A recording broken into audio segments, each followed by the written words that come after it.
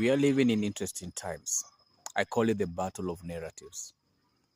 As we grow up, we are given different narratives or different perceptions of communities, countries, ethnicities, and races.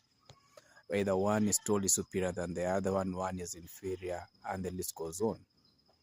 And you come to reach a point whereby it's until someone gets out of their comfort zone and decides, I have been told this about ABCD. Let me do my own research. It's like being told a rumor about someone. All these things you hear, this person is bad, ABCDEFGH. And then a situation happens, and then you and this person end up in a situation where you're helping each other or they help you. And then as you spend time with them in that moment of being assisted, or you realize, hold up, the information I got about you or I know about you is not the same. There are times where I've been with someone, I'm doing something, we're working on something, and then someone tells me, hold up, but what I heard about you and what I'm seeing is different. And I always laugh and tell someone, well, you have a choice to believe what you want to believe. You've seen what you've seen. It's up to you to stick to the narrative you are given or to change. I don't defend, I don't do anything. I'm like, whatever, man. I have better things to do than give a crap about what someone perceives of me. But that tells you a lot about how life is generally. And that's from just someone looking at you. Maybe you walk in a particular dress in a particular way. Maybe you take a particular meal. And people are like, this meal is tasteless or anything. If you ask the right questions, you may come to learn that person has a healthy issue. Maybe they were not born like that, but an incident happened that affected their health. And that is what they have. And unless you get the right narrative, you may then start creating perceptions, biases, and stereotypes that don't even exist. We have one that's become quite common because in Africa, people then presume that Africa they forget Africa is a continent. They think it's just one country, but it's a continent with so many beautiful nations. Each one is very unique. Tribe, ethnicities, clans. I mean, the list is endless. But the narrative always going to be sold is we are beggars, we always waiting or looking for aid. Sadly, we have those within our continent who've looked at that as an opportunity to be able to get funding for 1, 2, 3, and Westerners who have looked at it from a way to get funding to get 1, 2, 3 to look that they're helping. But is it genuine from a place of the heart, or is it from a place of, oh, look at me, I'm helping? And so we end up seeing things like when photos have been taken, for some reason you'll see only up to now it's still very hard to understand that, but photos are normally taken of children without the consent of whoever is the elder person, and they're told, look at how poor they are, we are feeding them, we are giving them this, we are doing this, we are doing them. And then you're looking at the background and thinking, where are the older people, where the mother, where's the father, where's all this? And you're thinking, hold up, wait, it's the narrative. And so people then perceive they are poor until some people start traveling and realize, hold up, these guys have cars. These guys are like here in our country, for example, we have what we call the Nganya culture, where these are public transport vehicles that have been souped up, graffiti, artwork beyond artwork. And you can choose. You can choose to take that one, or you can choose to take the one without any graffiti, without any music. The one with the graffiti has loud music, and each one is pimped differently. Others have screens in every seat, others don't have that. It depends on what you're looking for. You'll have it, and it works for anyone, and they're all fun depending on which one you want. You want the quiet one, there's one without any of that. And so what happens, we create classes and we start having perception. Even locally, we'll think, for example, when someone gets a job in a corporate, they start undermining the person who's behind, because in the corporate they're able to speak English, and they believe now the average person, even their folks, even their siblings, you're not on my level. And when life happens, as things are happening, they still have to go back to their people whom they look down upon.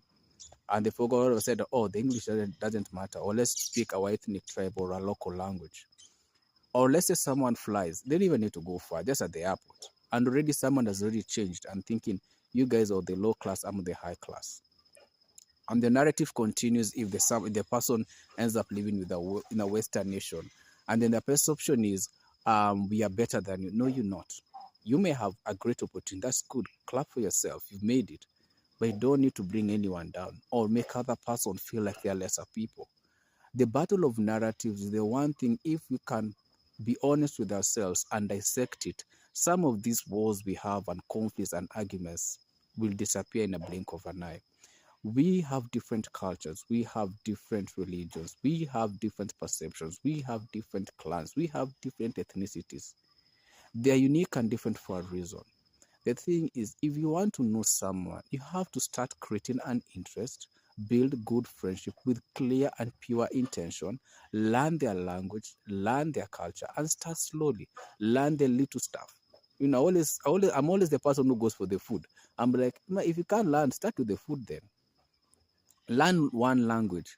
The battle of narratives, because that is how people create biases and stereotypes that don't even really exist.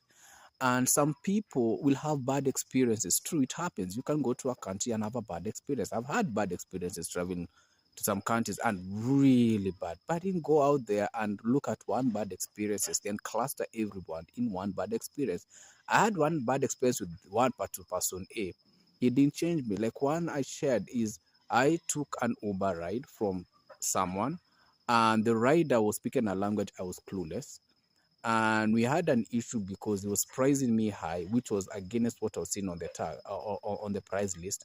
And instead of arguing so much, I told him, "Hey, could we kindly go to the nearest petrol station?" We went. The pump attendants of their nationality were able to talk to the person and told him off and told him, "Yo, whatever you're doing, trying to rip off this guy is wrong." And they helped me pay the right price. And the guy felt so pissed off and ashamed. And then the same pump attendants gave me a new rider who took me to the place I wanted to go. Now, I had a situation. It was a bad situation. There's a language barrier. I almost would have been attacked. I went to a pump attendants. They gave me the right person who was able to help me. And out of that, a bad experience turned into something great, because not only did they help sort out the issue, I was even able to get a new transport to the place I'm going. We also have the battle of narratives between riders, cyclists, drivers, and pedestrians. The battle between all the four. Yes, there could be places where one group could be misbehaving or acting in a way that does not. But does it mean everyone is the same? When I was involved in that bad accident, I wasn't rescued by guys who were driving. The guys who were driving passed me. They passed me. It was the riders who saved my life. When I was buying groceries, it is the grocery ladies, the vendors, who helped me. They are the ones, I literally say, they are the ones who fed me. They are my mothers. I always look at them, the mama mboga, those I call them my mothers. You know why? Because when I was buying, if I would buy a banana of 30 shillings, that's Kenyan shillings, they would give me an extra for around 60. That is from them, or an extra 30 from them. That helped me in my diet. I didn't ask for the extra. They gave me. Mind you, this is all they have. When I was dealing with the riders would help me, because one arm wasn't able to move. I was using one arm, and they would help me carry items from the grocery or to the supermarket and come back to the house. Now, if I was working with that narrative of the negativity, because yeah, there are those ones who misbehave, there are those ones who will ban anything and everything that moves. If I was working with that narrative, I would not have been rescued from the moment of the accident to where I have become to this very day. It's until we learn to do the battle of narratives. Let's even to the police. We have good, we have terrible. And sadly, mostly we're always getting the terrible ones, but they are good ones. But until we saw the battle of narratives, mostly we left to the bad ones. The thing is, in this life that we live, there will always be narratives. Some of these narratives are skewed because someone either had a bad experience and never got a chance to get a better experience, or they were part of the problem. And because nobody knows the true story, they'll create a narrative, then they will sell it out. And because the other people don't know the real story, they'll straight hate it. I mean, we have these issues. You have someone say because someone's of a particular religion that you don't agree. I don't care your religion. We can sit, eat, dine, and have fun.